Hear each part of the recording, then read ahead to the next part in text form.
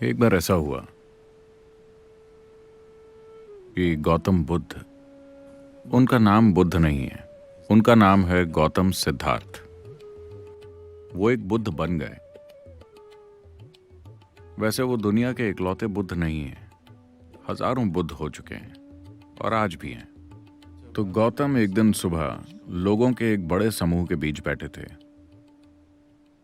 एक आदमी आया और आकर आड़ में खड़ा हो गया। वो आदमी बहुत बड़ा भक्त है। आप राम के बारे में जानते हैं? राम भारत के प्रमुख देवताओं में से एक हैं। तो भारत में हमारे पास 33 करोड़ देवी देवता हैं। वो राम का बहुत बड़ा भक्त था।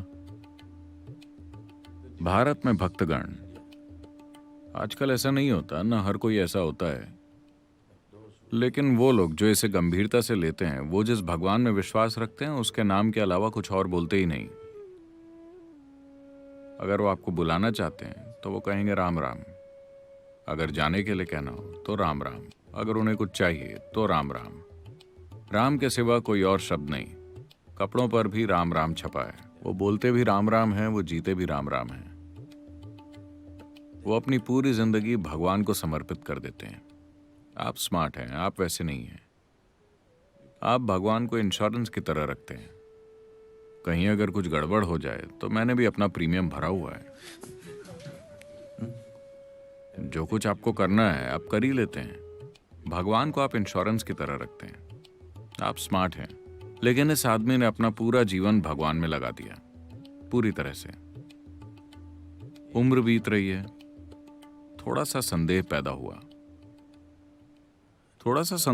हुआ। वो जानता है कि भगवान है, बस छोटा सा डाउट। मान लो कि भगवान नहीं है, तो मैं राम राम जप कर अपना पूरा जीवन बर्बाद कर रहा हूं। ये डाउट आपको तभी होगा अगर आप अपना पूरा जीवन लगा देते हैं। आप हफ्ते में सिर्फ 10 मिनट लगाते हैं तो आपको ये डाउट कभी नहीं आएगा। अगर आप अपना जीवन पूरी तरह से भगवान में लगा दें तो 3 दिन के अंदर ही ये डाउट होने लगेगा, क्या मैं ये काम करके अपनी पूरी जिंदगी बर्बाद कर रहा हूं? और दूसरे लोग भी हैं जो भगवान में यकीन नहीं रखते। वो जानता है कि भगवान है, बस एक छोटा सा डाउट। अब यहाँ एक आत्मज्ञानी महापुरुष मौजूद है। वो बस पक्का करना चाहता है, लेकिन काफी लंबे समय से एक जाना माना भक्त होने के कारण, क्योंकि वो सिर्फ मंदिर जाता ही नहीं था, उसने कई सारे मंदिर बनाए भी थे। तो जिंदगी के इस पड़ाव पर अब ये कैसे पूछा जाए कि भगवान है या नहीं? तो वो सुबह सुबह आया और दूर वहां पेड़ की आड़ में खड़ा हो गया और उसने ये सवाल पूछा, क्या भगवान है? गौतम ने उस आदमी की तरफ देखा और साफ साफ कह दिया, नहीं। वहां शिष्यों की पूरी मंडली बैठी थी। उनके मन में ये जद्दोजहद हमेशा चलती रहती थी कि भगवान है या नहीं, भगवान है या नहीं। जब भी वो गौतम से ये सवाल पूछते थे तो वो हमेशा मौन हो जाते, वो कुछ नहीं कहते।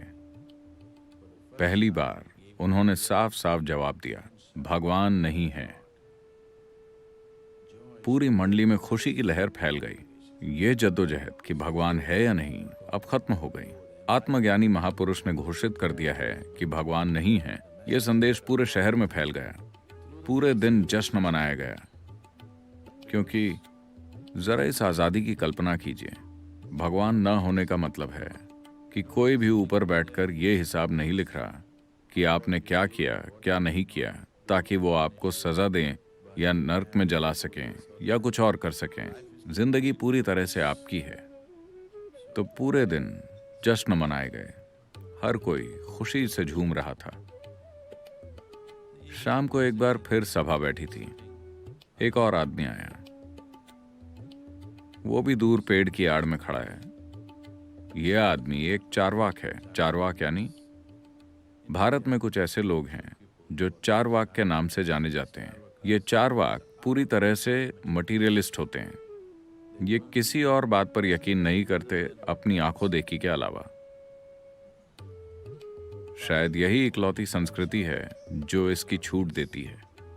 आप देखेंगे कि बहुत से धर्म प्रचारक भगवान का संदेश फैलाने के लिए गांव-गांव जा रहे हैं, और भगवान के ना होने का प्रचार करने वाले भी गांव-गांव जा रहे हैं। और लोगों से बहस करके ये साबित कर रहे हैं कि भगवान नहीं है। शायद यही इकलौती संस्कृति है जो इसकी इजाजत देती है। बाकी जगहों में तो वो मारे जाएंगे।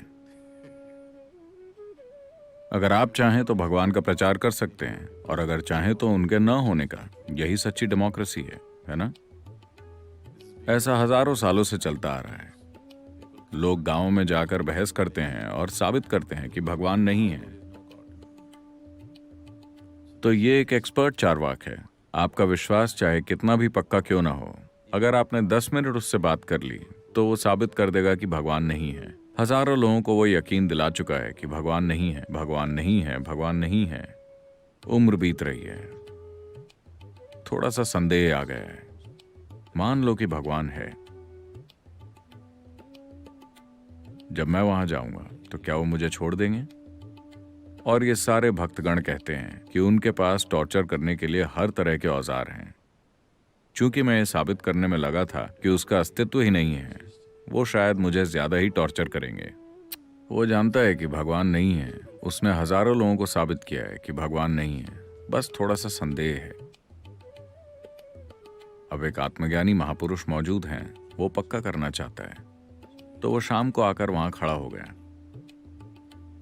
और उसने भी वही सवाल पूछा, क्या भगवान है? गौतम ने उस आदमी की तरफ देखा और कहा, हाँ।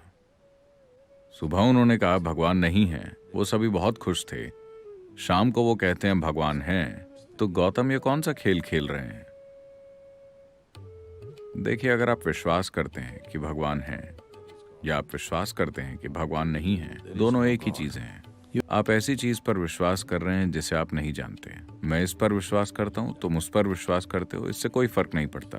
आप किसी भी चीज पर विश्वास कर सकते हैं। कोई भी किसी भी चीज पर विश्वास कर सकता है। ये जरूरी नहीं कि इसका सच्चाई से कोई भी लेना देना हो।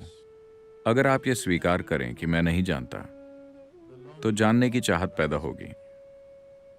अगर चाहत पैदा होगी तो खोज शुरू होगी, और अगर खोज शुरू होगी तो जानने की संभावना भी होगी।